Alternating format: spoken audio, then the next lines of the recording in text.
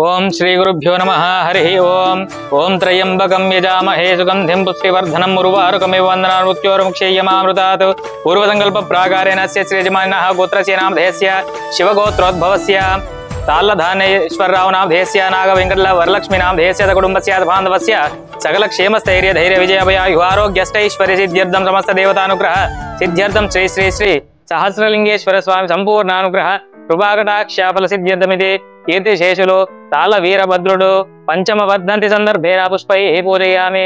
ओम शिवाय नमः, ओम महेश्वराय नमः, ओम शंभवे नमः, ओम पिनाकिने नमः, ओम शशिशेखराय नमो नमः। नानाविध परिमलपत्र पुष्पाणि समर्पयामि नमः।